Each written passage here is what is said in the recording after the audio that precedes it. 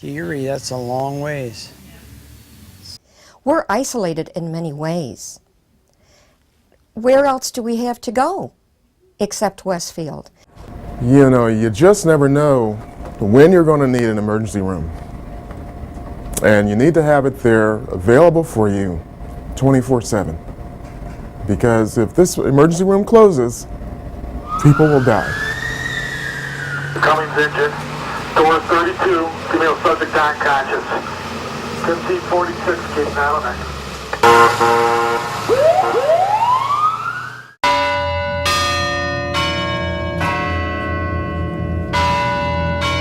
In the Chautauqua institution properties, in the summertime in particular, there is such a growth in the population, and particularly of elderly people. And our call rate for the Chautauqua Fire Department, and then relative to others who assist us or who take our place when we are busy, is greatly elevated during the months of July and August.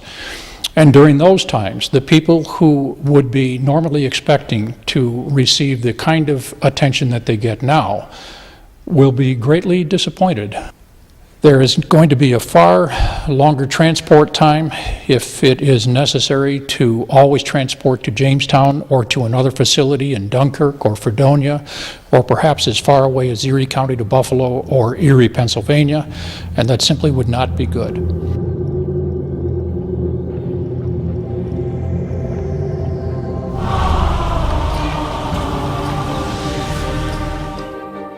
Our population explodes during the summertime, and we are, for all practical purposes, a small city ambulance service at that time. A small corps of volunteers, supplemented with paramedics in the summertime, have got to handle that load, and to increase the time of every call and the run time by having to go to Jamestown or further, or even to Brooks, I suppose, is really going to delay the service. It's just one ambulance running.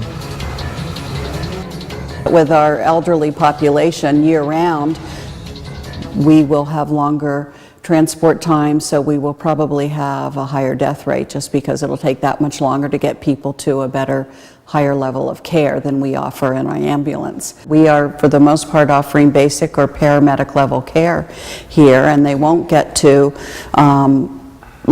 more detailed life-saving interventions, particularly people like stroke victims, of which the elderly are more common. You're really looking at probably some higher rates of fatalities. The majority of the people that live here are elderly people, and elderly people need the ambulance more than younger people for the most part. I just can't see closing Westfield Hospital. It's a 20-minute round trip from here to Westfield, guns blazing, as you would say, with the lights and siren going. It's a lot closer. It's a fine hospital. They will ship you out to a bigger hospital if they get you stabilized. If the Westfield Memorial Hospital emergency room is closed down, people will lose their lives because they're not going to get the care they need in the time they need. During the wintertime, weather conditions you can't go as fast as you need to sometimes. Sometimes in the wintertime here, you'd have to go 25 miles an hour all the way to the hospital if it's depending on the conditions. And that would really pose a threat to lives if we have to go all the way to Jamestown at 25 miles an hour. We have Amish people that live in our district. What are they going to do? They've got, and they're a big Amish community over towards Westfield. And it's just, they would have to go to Dunkirk, which would be another 45 minutes for them.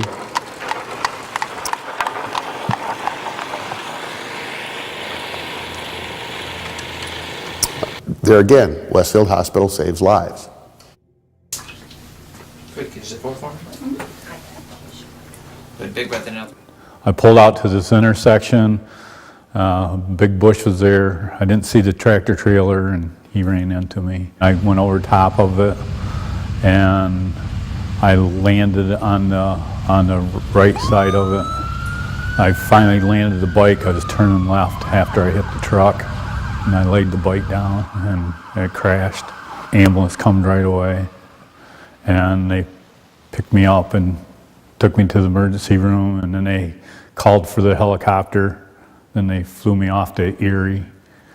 They stabilized me in the hospital. That ER wasn't there, they couldn't never stabilize me. And then it would be a lot longer to go to another emergency room.